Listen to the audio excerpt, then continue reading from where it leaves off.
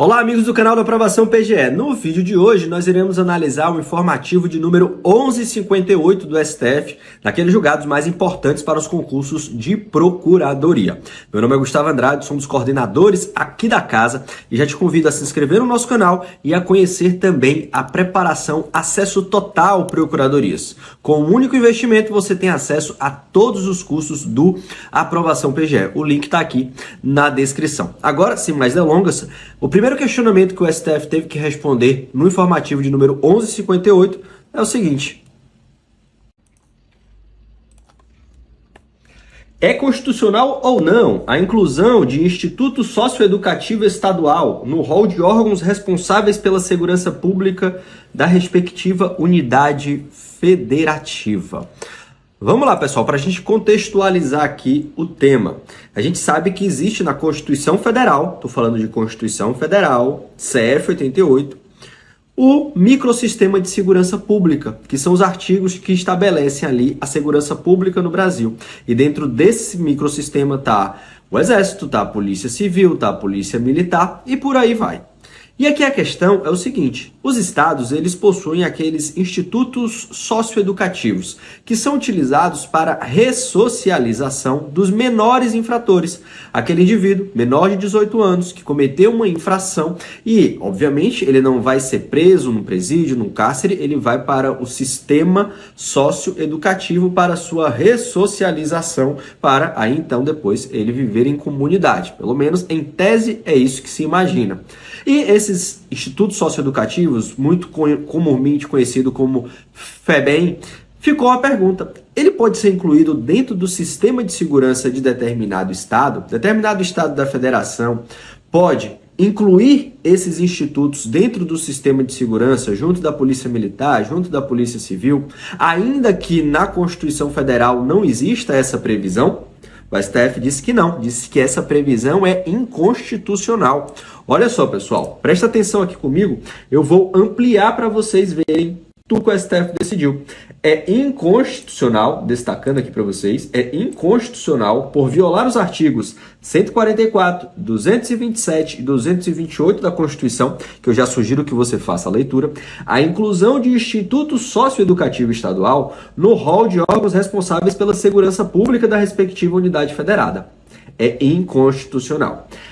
Assim como as instituições congêneres que integram o Sistema Nacional de Atendimento Socioeducativo, a finalidade e as competências do referido instituto vocacionam-se a implementar, relativamente à execução de medidas socioeducativas, as diretrizes da Constituição Federal e do Estatuto da Criança e do Adolescente, o ECA.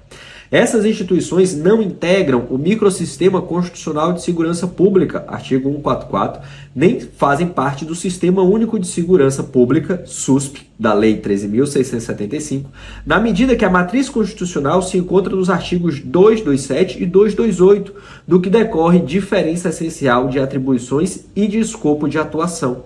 O que acontece, pessoal? O escopo de atuação do sistema de segurança pública é não só a repreensão do crime, como também a investigação e a punição do crime. Quando nós estamos falando de institutos de socioeducativos de reabilitação, nós não estamos falando de combate à criminalidade, nós não estamos falando de combate ao crime, apesar dessas condutas, se tiverem sido feitas por maiores de idade, serem consideradas como crimes. Nesse caso aqui, como nós estamos tratando de menores, de pessoas que estão ainda em formação, o foco é a educação, é a inclusão na sociedade. E aí você verifica que tem aí um viés diferente desse tipo de instituição. E é justamente isso que é falado pelo STF aqui.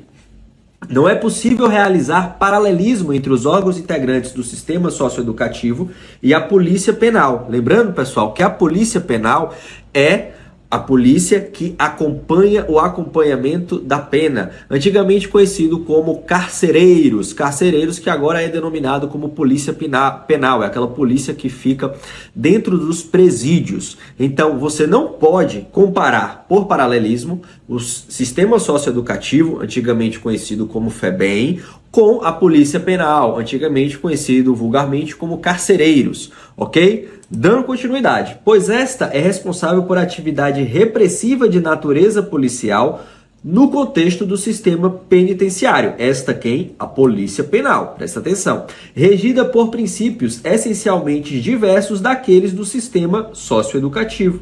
Ademais, a medida socioeducativa destinada às crianças e aos adolescentes que pratiquem ato infracional não visa punir, olha só que diferença, mas prevenir e educar, revelando seu caráter pedagógico voltado à preparação e reabilitação para a vida em comunidade. Tudo que eu venho falando aqui na minha explicação.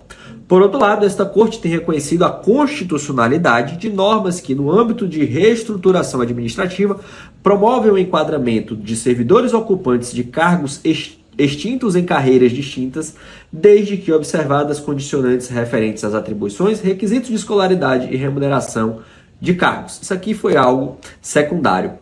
A respeito da transformação, a prerrogativa do administrador público de exercer o poder de conformação das carreiras ao realizar reformas na estrutura administrativa destinadas a conferir maior racionalidade e eficiência às atividades deve se harmonizar com os princípios que regem a administração pública, sobretudo com a regra do concurso público. Isso aqui, mais uma vez, eu ressalto, é algo que foi secundário na análise desse julgado.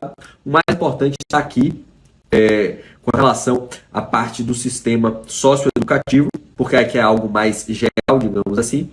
Com base nesses e outros entendimentos, o plenário, por unanimidade, conheceu em parte da ação direta e, nessa extensão, a julgou parcialmente procedente para declarar a inconstitucionalidade do inciso 4º do artigo 131 da Constituição do Acre, na redação dada pela emenda 63/2022, e conferir interpretação conforme a expressão e dos cargos públicos equivalentes, que é justamente a parte que fala aqui do aproveitamento e da transformação. Então, pessoal, importante que vocês tenham essa noção aqui. É inconstitucional por violar o artigo 144, que trata do sistema de segurança pública, e dos artigos 227 e 228, a inclusão do Instituto Socioeducativo Estadual no rol de órgãos responsáveis pela segurança pública da respectiva unidade federativa. É isso, meus amigos. Esse julgado aqui é muito importante e eu tenho certeza que ele vai estar na sua prova. E aí agora a gente vai para a próxima pergunta respondida pelo STF, que foi a seguinte: é possível que lei municipal proíba em seu território a vacinação compulsória e a respectiva imposição de restrições e sanções às pessoas não vacinadas? Pessoal, volta aqui comigo. Para a gente entender essa questão, a gente precisa falar principalmente da pandemia do Covid-19, em que, em determinados estados, foi determinada a vacinação obrigatória e, em caso de não vacinação, a imposição de sanções, principalmente aquelas relativas a poder adentrar determinados espaços e por aí vai.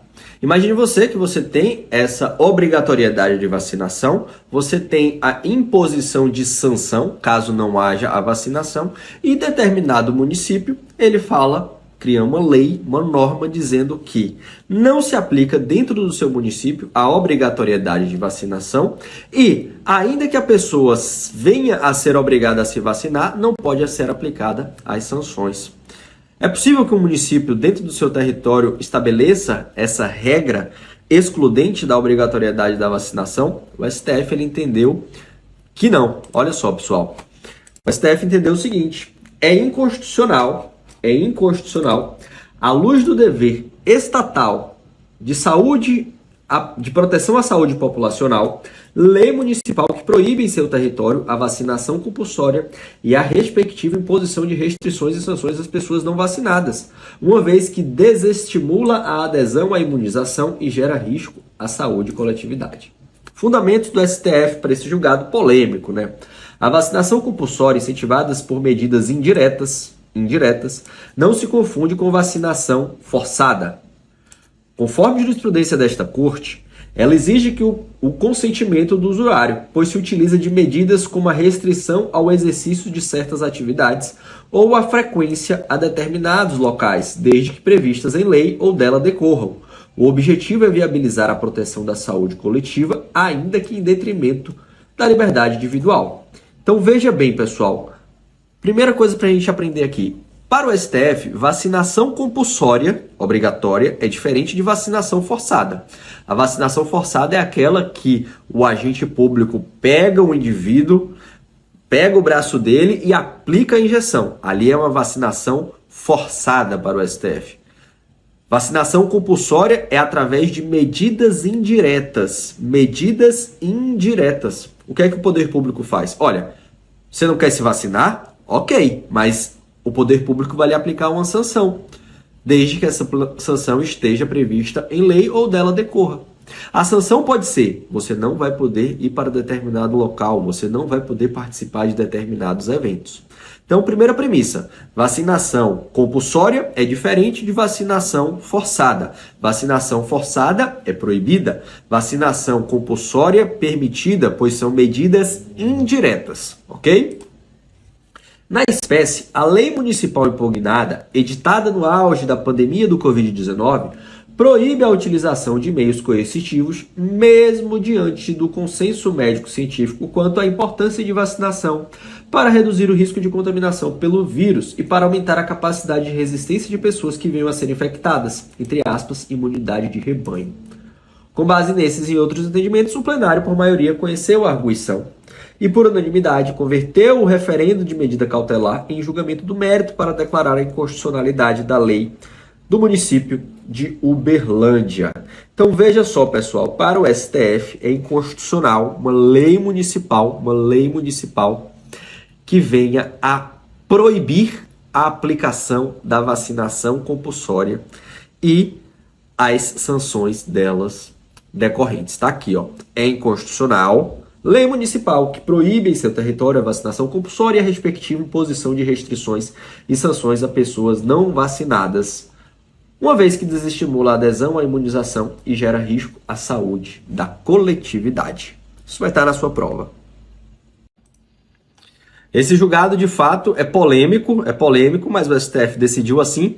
Cabe a gente ficar atento porque pode ser cobrado na sua prova. E o próximo julgado também é bem polêmico e ele tem um histórico aí que é importante que todos vocês conheçam, porque isso aqui vai ser cobrado na sua prova a respeito do regime jurídico único. Olha só o que o STF teve que analisar. Olha a pergunta. O processo legislativo que levou ao fim do regime jurídico único, previsto lá na Emenda Constitucional 19, reforma administrativa daquela época, violou a Constituição Federal? Pessoal, esse tema aqui ele é bem polêmico e ele tem um histórico que é muito interessante, pessoal. O que acontece? Primeira premissa que a gente tem que trazer aqui. O que é o regime jurídico único? O que é um regime jurídico único? É o regime de contratação de prestadores de serviços, que podem ser servidores ou seletistas, colocando prestadores de serviços aqui de forma ampla, ao poder público. E o que é que acontecia? Desde a Constituição Federal de 1998, foi instituído o regime jurídico único, ou seja, determinado ente somente poderia contratar de uma determinada forma. Você não poderia ter um ente, por exemplo, um estado, um município ou a União, contratando pelo regime estatutário e pelo regime seletista ao mesmo tempo. Não era possível. Esse ente ele tinha que escolher se ele teria regimes estatutários ou regime seletista. A grande maioria, grande maioria, adotava o regime estatutário. E aí veio a reforma administrativa de 98, conhecida como Emenda Constitucional número 19, e fez diversas alterações. Dentre essas alterações, houve a mudança do caput do artigo 39, da Constituição, que acabava com o regime jurídico único. E quando isso foi promulgado, a partir daquele momento, em 1998, se entendeu que não havia mais o regime jurídico único. Só que houve um questionamento a respeito da regularidade formal, processual legislativa, ou seja, se o processo legislativo que levou à alteração daquele dispositivo, aquele dispositivo singular e não de toda emenda constitucional, obedeceu às regras do jogo, às regras que constam na Constituição Federal. Durante a tramitação da ação direta de inconstitucionalidade no STF, após um longo período de tramitação, veio uma decisão liminar do STF, que suspendeu os efeitos da emenda constitucional número 19 no que tange esse ponto do fim do regime jurídico único.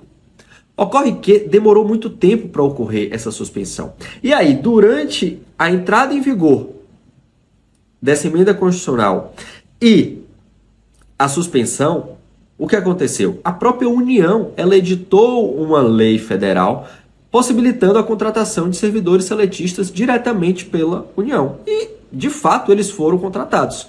Só que aí, uma vez suspensa a eficácia da emenda à Constituição, obviamente, essa lei da União perdeu a sua base e ela parou de ser utilizada dali para frente. Dali para frente, eu digo, da medida liminar para frente.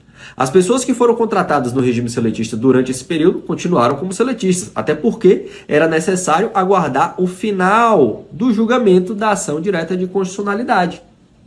E foi justamente isso que aconteceu agora.